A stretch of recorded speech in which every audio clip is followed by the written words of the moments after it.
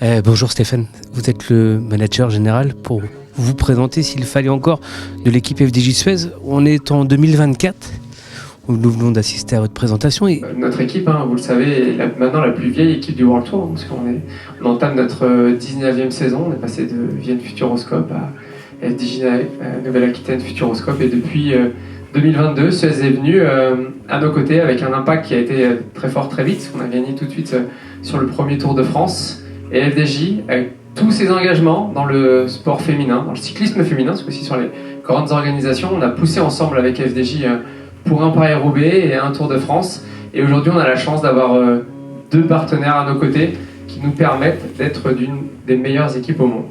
Il y a un message que je retiens quand même, n'allons pas trop vite pour le cyclisme féminin, c'est ça ? Oui, bonjour. Évidemment, le cyclisme féminin va vite. Il faut être vigilant. Notre sport, il n'est pas encore mature. Après, voilà, ça reste un sport, une compétition, et on veut être le meilleur. C'est vrai que ces dernières années, ça a été très très vite. Il ne faut pas oublier qu'il faut donner envie aux jeunes filles de donner du vélo, et on manque de densité encore. Bonjour, je parle anglais. For me personally, my biggest target is probably the Olympics, the time trial. So my season is a bit focused around that, but also looking forward to the start of the season, the classics with the team. Bonjour tout le monde. I'm also super excited for another season. I think it's going to be a special year because it's Olympic year, and that always makes it very special. And I hope to be on the start line here in Paris.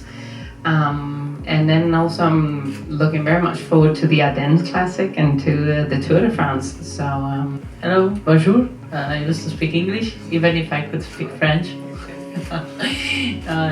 I'm motivated for the classics, of course, and my big goal is also the Olympics, but it's a long way to go there. And of course, before I really want to do well with the team.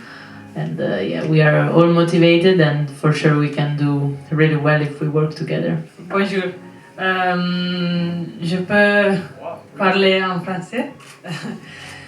Oui, la saison 2023, c'était pas la meilleure pour moi, et je voudrais bien de commencer le 2024 mieux, mais j'ai eu une chute dans les derniers camps avec le team. Et oui, je dois attendre quelques semaines pour commencer les nouvelles saisons. Et j'espère de faire les premières courses dans les Ardennaises. Bon, FDJ Suez, ça fait quelques années maintenant que c'est dans le World Tour. C'est, vous l'avez dit, la première équipe française dans le World Tour, et ça restera toujours ça. Oui, alors on est arrivé dès la première année de la mise en place du Women World Tour en 2020. On est l'équipe la plus ancienne du peloton, mais ça suffit pas. C'est important de regarder d'où on vient, mais surtout de regarder où on va maintenant. D'où on vient, ça serait quoi le recul maintenant qu'il y a par rapport à tout ça ? Qu'il faut être tenace, parce qu'en 2006, quand Gatien Merlot a créé l'équipe, beaucoup ont dit que c'était un feu de paille, on dit que ça ne tiendrait pas. Et nous, on s'est vraiment concentré à faire au mieux, ne pas écouter tout le monde, de se dire que ça allait pas marcher. Et on a grandi étape par étape, et même si on aurait dû mourir 10 fois, on est encore là. Et le message, c'est que quand on croit en quelque chose, il faut aller jusqu'au bout des choses. On est vraiment dans une collaboration maintenant qui montre aussi l'ouverture de l'équipe, qui est une équipe française mais internationale. C'est-à-dire qu'aujourd'hui, j'ai un cursus français avec une culture française, mais via la culture internationale que je peux retrouver avec l'Islot, on ouvre beaucoup plus de portes, et en fait on arrive à balayer beaucoup plus de sujets et de points de la performance vraiment importants grâce à cette complémentarité. Donc que ça soit avec nos athlètes ou dans le staff, c'est vraiment notre objectif de pousser dans ce sens-là. Comme belge, je parle pas beaucoup comme les Français, mais quand même, oui, je suis très contente de rejoindre Flavien dans le travail où on peut pousser l'un à l'autre quand même d'aller plus loin, de chercher les détails, d'optimiser plus tout ce qui impacte la performance de nos athlètes. Et une des choses qu'on veut quand même aussi mettre en place cette année, c'est les stages d'altitude en équipe. Flavien était toute seule l'année passée, donc il a beaucoup de connaissances et beaucoup d'expérience, mais avec deux, on peut toujours faire beaucoup plus et ça c'est un peu où on veut y aller. Donc voilà. 2024 s'annonce, enfin a déjà commencé, après 2023 une saison record. Qu'est-ce qu'on s'attend pour 2024 quand on est manager d'une équipe féminine comme la FDJ Suez ? On s'attend qu'il y ait encore plus de concurrence. On a gagné 3 fois cette saison, mais il a fallu redoubler d'efforts pour gagner. On voit que les équipes sont plus nombreuses au très haut niveau, que ça travaille de mieux en mieux. Et voilà, il faut qu'on se démarque de toutes ces équipes qui travaillent bien en travaillant encore mieux qu'eux. On a l'impression que le cyclisme féminin ressemble un petit peu au cyclisme masculin. 3-4 équipes qui dominent le peloton. Et après le reste, vous avez le même sentiment ou pas du tout ? Non, je dirais que c'est différent. Il y a vraiment une seule équipe qui domine. Ils ont gagné plus de 60 victoires. Et après, on est 4-5 équipes à dépasser les 20 victoires, à inscrire nos noms au palmarès. Mais il y a vraiment une équipe qui ultra domine. Et nous, ça, on ne peut pas le laisser comme ça. On doit tout faire pour essayer de renverser SD Worx et faire comme en 2022, inscrire notre nom dans les plus grandes courses qui sont les monuments. L'épouvantail, c'est elle, c'est cette équipe SD Worx. Oui, exactement. Ils ont remporté les 3 Ardennaises, ils ont remporté 2 grands tours sur 3. Notre enjeu à nous, voilà, ça avait été d'inscrire notre nom au palmarès, de travailler différemment, d'avoir une stratégie plus dans l'anticipation et qu'entre nous, on les laisse travailler, qu'on ne leur donne pas à chaque fois, ils ont la meilleure sprinteuse au monde et qu'on ne leur emmène pas sur un plateau toutes ces victoires. La seule équipe française World Tour, mais de plus en plus à l'international avec des coureuses étrangères. Oui, alors on est une équipe internationale mais française. On est très fiers de nos partenaires. Nos 2 partenaires titres sont 2 entreprises françaises. Alors tourner de plus en plus vers l'international. Et quand on vise le plus haut niveau, on ne peut pas être mononationalité. Alors peut-être si on était hollandais, je répondrais différemment. Cette nation domine le cyclisme féminin. On a vraiment envie d'être au top. Et pour ça, la culture internationale est importante. Vous l'avez vu avec l'arrivée aussi de Liselotte Decroix en tant que co-directrice de la performance.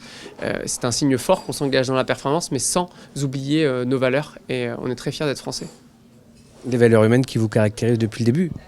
Oui, l'équipe est une entreprise familiale avec un modèle unique. On n'appartient pas à un pays, on n'appartient pas à une entreprise, on appartient à quelques personnes qui ont cru dans ce projet fou et qui veulent encore pousser encore plus loin l'aventure et encore plus haut. 2024, une année dense. Le petit hic peut-être, je ne sais pas, Tour de France femmes avec Zwift cette année va être pas dans la continuité du Tour de France hommes. Est-ce que vous craignez, à cause des Jeux Olympiques de Paris 2024, ce changement de calendrier ? Non, je ne le crains pas. Il faut savoir s'adapter, être agile dans un moment historique pour notre pays. On va accueillir les Jeux Olympiques et le monde entier va regarder la France. Donc c'est normal et je remercie encore ASO d'avoir tenu ses promesses de l'organiser malgré les JO. C'est vraiment pas facile pour un organisateur d'organiser 3 semaines de Tour de France masculin et 1 semaine de Tour de France féminin, une année olympique, sachant que les forces de l'ordre vont être mobilisées à fond pour les JO. Ça va être une année spéciale peut-être, mais voilà, on ne va pas crier avant d'avoir mal. Je suis persuadé que ça peut être un très beau Tour de France et en 2025, on reviendra sur notre date initiale et peut-être même plus. Et comme un heureux hasard, ça part des Pays-Bas, le pays du vélo et le pays de l'équipe phare, Fagnon, SD Worx. Oui, c'est le pays numéro 1 du vélo féminin. Elle domine notre sport depuis quelques années, mais c'est un clin d'œil qui est symbolique, mais qui est fort en symbole. Donc nous, vraiment, on a vraiment envie d'aller aux Pays-Bas, mais de gagner aux Pays-Bas aussi. Le cyclisme féminin grandit, vous l'avez dit. En France, on a l'impression que ça grandit, mais c'est le Tour de France femmes avec Zwift. Une victoire française, d'une Française, sur le Tour de France femmes. Forcément, ça déclencherait peut-être quelque chose, non ? Oui, on le sait. Dans notre pays, on est très patriote. On a besoin d'une Française, on a besoin d'un Français au Tour de France qui succède au palmarès de Bernard Hinault. Ça va arriver. On a quand même de plus en plus de Françaises de haut niveau qui sont dans de plus en plus de belles équipes. Et on n'est pas la seule équipe française à performer. On peut saluer Saint-Michel-Aubert, on peut saluer Cofidis qui travaille vraiment dans le bon sens. On voit qu'Arkea a aussi décidé d'investir fort dans le cyclisme féminin. Il y a d'autres structures qui poussent. Donc, il y aura une Française. Les Françaises sont quand même... ont franchi un cap énorme en termes de ranking mondial. On a des Françaises maintenant qui gagnent en World Tour, on a des Françaises qui jouent la gagne sur toutes les courses au monde. Donc il faut juste être patient. Après, je sais que ce n'est pas la qualité première de notre pays, mais ça va arriver.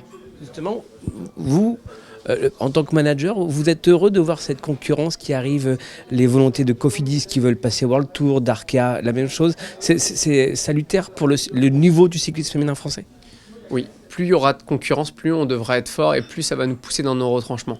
Aujourd'hui, on ne souhaite pas être numéro 1 en France, on souhaite être numéro 1 au monde. Alors voilà, il reste encore une grosse marche entre notre 5e place mondiale et la première. Il va falloir travailler dur, mais ça fait plaisir de voir nos collègues des équipes françaises grandir.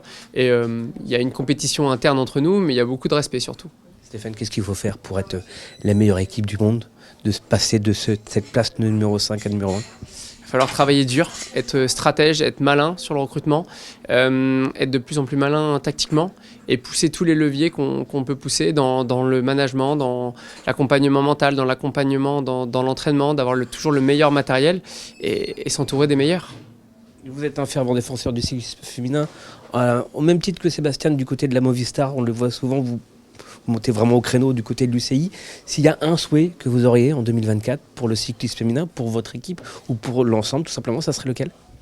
Je pense que déjà mon premier souhait va être exaucé en mars avec maintenant 2 membres du cyclisme féminin pour les équipes, 2 membres pour le syndicat des coureurs et 2 membres pour les organisateurs au sein du Professional Cycling Council.